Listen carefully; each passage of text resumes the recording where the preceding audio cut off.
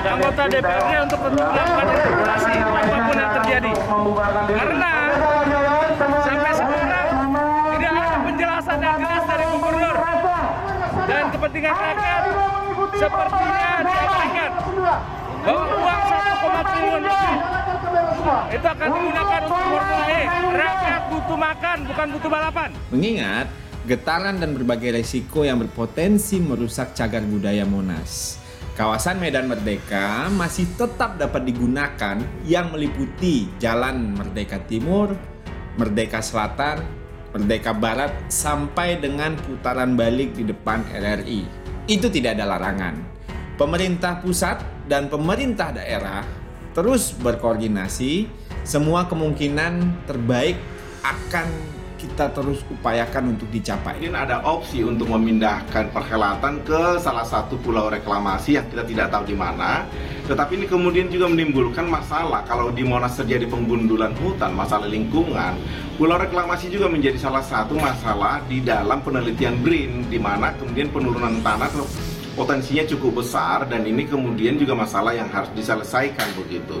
Sehingga menimbulkan pertanyaan, sebenarnya Formula E ini pro lingkungan atau tidak, dan kemudian Formula E ini buat siapa sebenarnya? Saya ingatkan kepada Anda semuanya, ada 191 pohon di Monas yang ditebang habis. Di antaranya ada pohon mauni, pohon trembesi, ada sawo kecik, dan lain-lain. Ada gelodokan tiang, totalnya 191 sekian.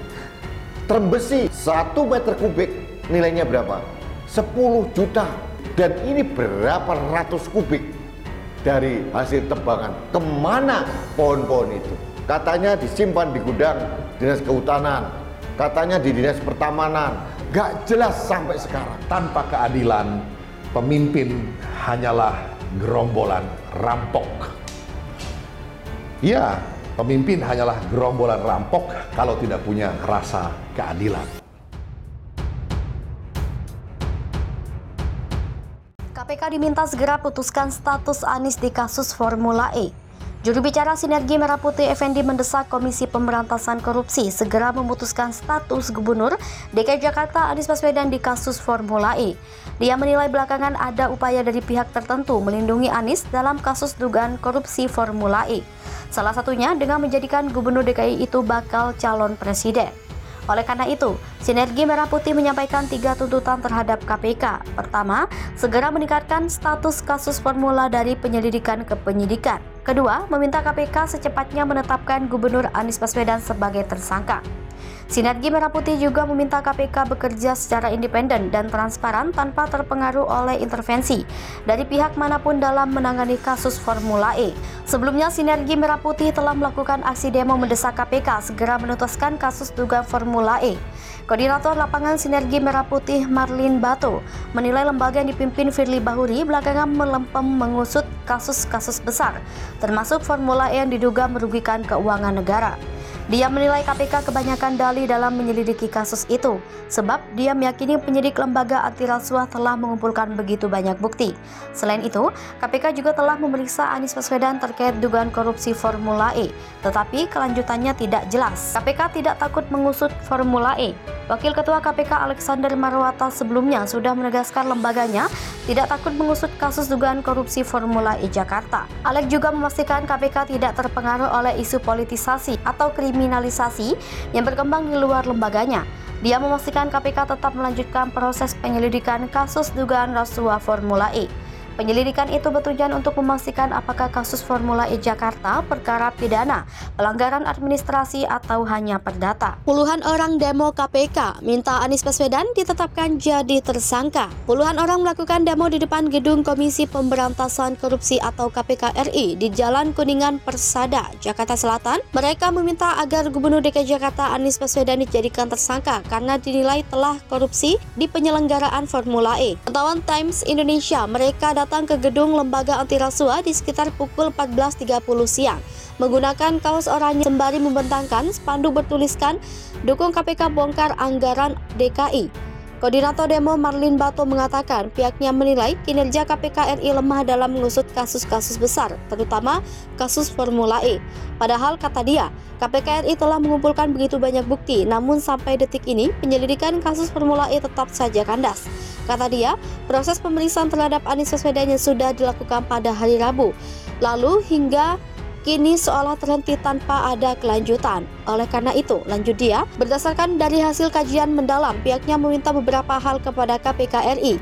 Pertama, secepatnya menetapkan Gubernur Anies Baswedan sebagai tersangka.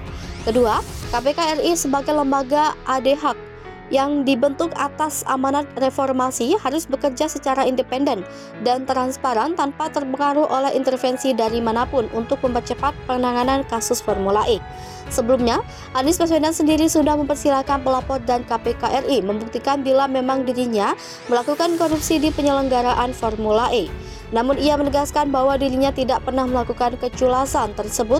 Mantan Rektor Universitas Paramadina itu menyatakan penyelenggaraan Formula E sudah dilakukan dengan aturan yang sudah ditentukan. Oleh karena itu, lanjut mantan Menteri Pendidikan dan Kebudayaan itu, pelapor jangan meminta dirinya untuk membuktikan korupsi karena itu bukan tugasnya. Nah, kata dia, jika pelapor atau penuduh tidak bisa memberikan bukti soal tuduhan tersebut, Anies meminta segera batalkan hal tersebut. Anies Baswedan pun mengatakan bahwa dirinya masih percaya kepada KPK RI. Ia yakin lembaga anti rasuah ini masih memiliki integritas. Saat ditanya apakah kasus penyelenggaraan Formula E ini ada kaitannya dengan Pilpres 2024, Anies mengatakan masyarakat bisa menilainya sendiri. Sidang korupsi tambang Mardani Maming didakwa terima 118 miliar rupiah. Pengadilan Tindak Pidana Korupsi pada Pengadilan Negeri Banjarmasin mulai menyidangkan dugaan korupsi dengan terdakwa Mardani H. Maming untuk Mardani Maming. Kamis 10 November 2022, 5 orang majelis hakim menyidangkan perkara bebas Bupati Tanah Bumbu dan Bendahara Umum PBNU itu secara virtual. Dalam surat dakwaan Jaksa Penuntut Umum KPK, terdakwa Mardani H. Maming disebut menerima uang sebanyak total 118 miliar rupiah secara bertahap lewat pembayaran tunai dan transfer antar bank. Penerimaan uang itu setelah Mardani H. Maming membantu peralihan IUP batubara dari PT Bangun Karya Pratama Lestari kepada PT Prolindo Cipta Nusantara pada medio 2011. Dugaan suap dan gratifikasi. Menurut Budi, terdakwa Mardani didakwa 2 pasal atas dugaan suap dan gratifikasi.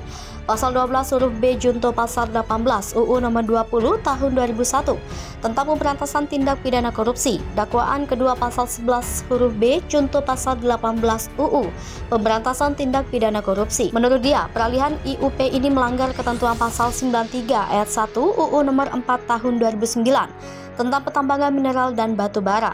Atas perbuatan itu, kata Budi, terdakwa Mardani Maming memiliki motif untuk membentuk 2 perusahaan, PT PAR dan PT TSP. Lalu kedua perusahaan ini bekerja sama dengan perusahaan milik Henry Sutio, ex-direktur utama PT PCN. Henry Sutio telah meninggal dunia pada Juni 2021. Selain itu, perjanjian sempat diganti beberapa kali sehingga penerimaan uang selalu melalui PT TSP dan PT PAR. JPU KPK akan menghadirkan 43 saksi dan 3 orang ahli untuk menggali dugaan korupsi tersebut. KPK batal mengirim Mardani ke lapas kelas 2A Banjarmasin karena pihak lapas belum bisa menghadirkan Mardani Maming secara fisik di persidangan. Kasus yang menjerat terdakwa Mardani H. Maming, ex-Bupati Tanah Bumbu, sebagai pengembangan atas kasus terpidana ex-Kepala Dinas Pertambangan dan Energi Tanah Bumbu, Dwi Jono Potro Hadi Sutopo.